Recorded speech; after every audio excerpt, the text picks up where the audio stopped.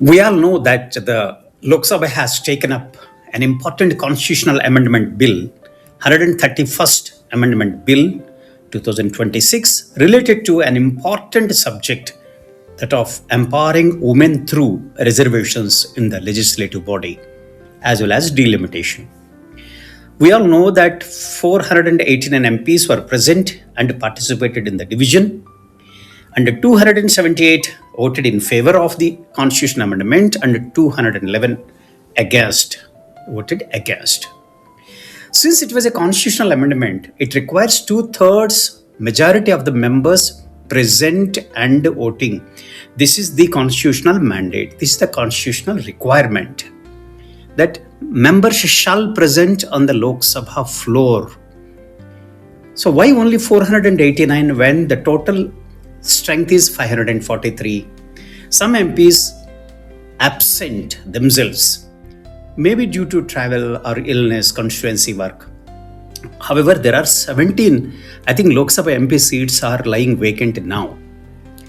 Now, coming to an important point is, even if a member of the Lok Sabha is physically present in the Lok Sabha premises, parliament premises, but not inside the house, they must be there.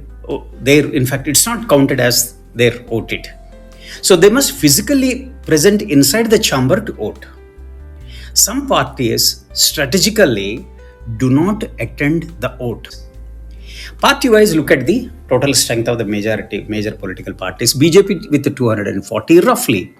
Congress 99, Samajwadi Party 37, Trinamool Congress 28, DMK 22, TDP 16, and others, many parties 101, total 543. There are absentees across all the political parties: BJP, Congress, Samajwadi Party, Trinamool Congress, DMK, TDP. This is only the Lok Sabha Secretariat will be able to give the exact figure party-wise. This is a rough estimated absence approximation. So look at the Article 368 of the Constitution of India, which mandates two compulsory provisions. Number one, majority of the total membership of the House. Total membership of the House is 543. So majority of the total number is 272. The second clause is, those members present and voting shall be two-thirds. Both conditions must be satisfied simultaneously. So if we look at the 50% of the 543, it is 272, and the total members present is 489, that is 326 mandated number, two-thirds of the present 489. Now, let us look at some important amendments which were carried out satisfying these two conditions. That means majority of the total membership is equivalent to or more or less or more than 272. That is first condition. Two-thirds of the members present and voting, the second condition. Let us look at, this is the list. So if suppose all the 543 members are present, two-thirds of that 543, 362. Minimum majority as per is 272, that is 50%, simple majority.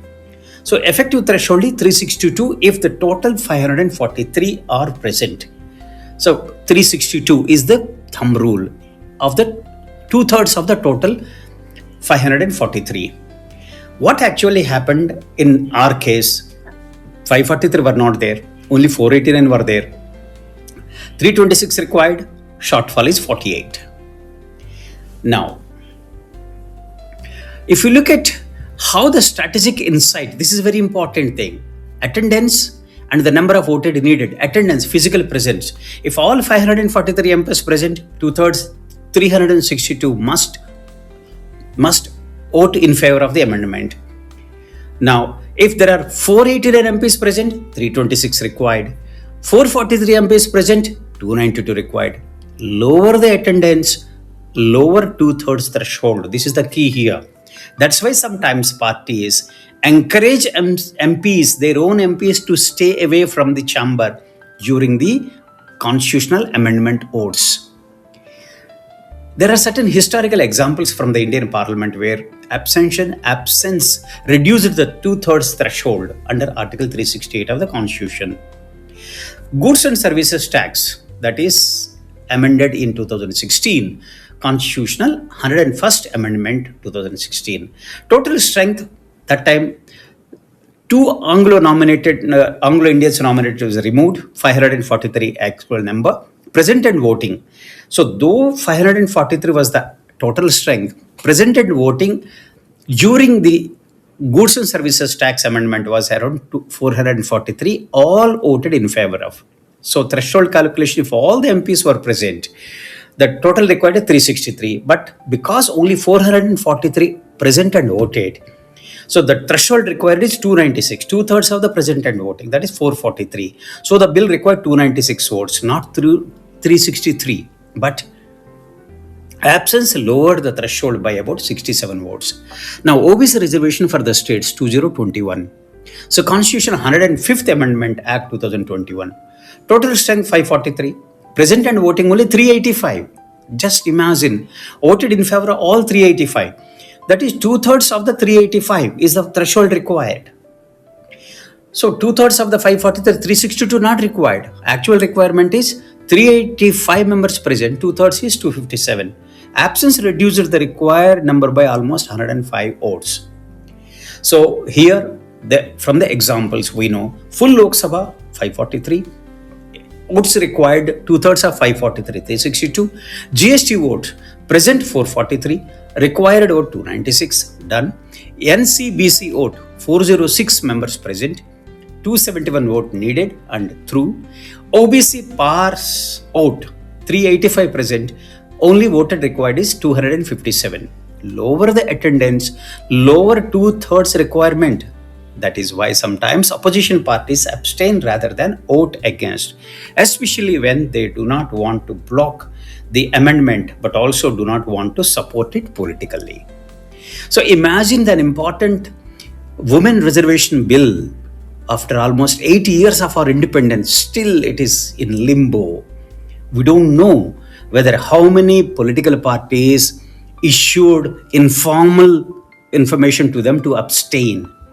We don't know what happened, but it was not true.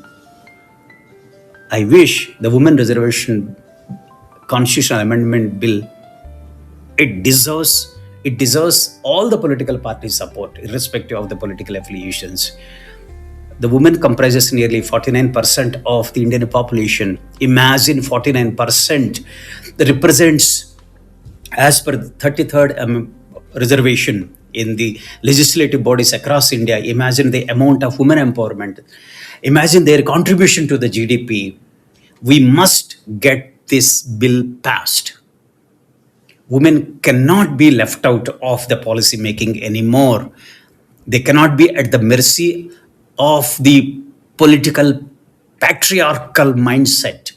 It is the time that patriarchal mindset shall be replaced by egalitarian mindset.